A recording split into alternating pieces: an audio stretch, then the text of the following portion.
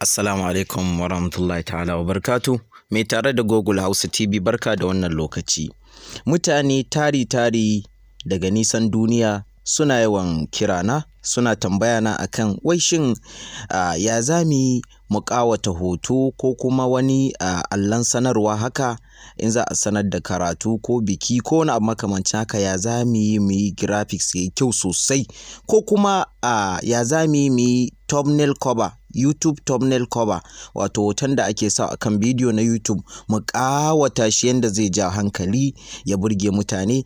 Mun ga yanda kake yin naka, hakikanin gaskiya yana yin kyau, yana ɗaukan hankali.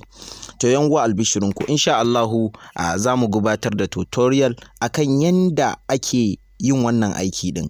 Amma kafin nan a yanzu haka wannan abun da ake da bukata shine ana bukatan application kaman guda 4 ko guda 3 wanda da su ne mutum zai tanada yake aiki da su, yana ƙawata wato bidiyo na sanarwa ko na thumbnail nashi. Da farko mutum ya zama ya mallaki application da ake kiransa PixArt. Idan a Google Play Store ka yi downloading, zai zama wato ba free one bane, sai an saya. Amma idan kana so ka bi shortcut sai ka yi downloading mode 1. Sa'annan na biyu za ka yi nemi application da ake kiransa background eraser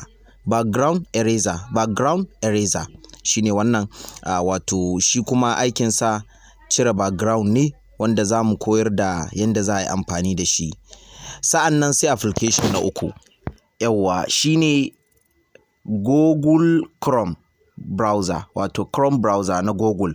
Abin da yasa za a buƙace shi saboda yana da sauri wajen browsing, nan da nan zai baka dukkanin abin da kake bukata na kayan da za ka yi wato editing. Idan ka haɗa waɗannan application guda 3, to lallai ka shirya wa kayan aiki na wato sanya thumbnail, wanda idan akwai wanda za a sanya daga baya, ko ma wanne ne bai kai waɗannan muhimmanci ba.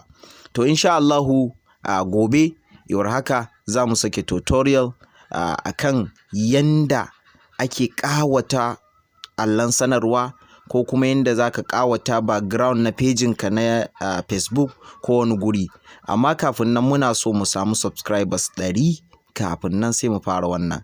Da fatan za a yi mana subscribing, a taya mu yaɗawa, a gayyato YouTubers waɗanda ba su iya wannan aiki ɗin ba, domin a jira daga yanzu zuwa gobe insha Allahu lalle za mu yi wannan tutorial. Kuma daga yanzu ka daina matsalan kaga wato thumbnail na wani yafi naka kyau, ko kuma sanarwar da ka fitar kaga bai ja hankali ba, ko kuma inda ka sanya background a shafinka ko a page naka, ko wato za ka yi wani abu wanda za ka yi editing a kind master, za kana so ka creating background naka na kanka da za ka sa ka dinga bayani ko na makamancin haka, to za a ga yadda ake tsara wannan abubuwa step by step insha Allah.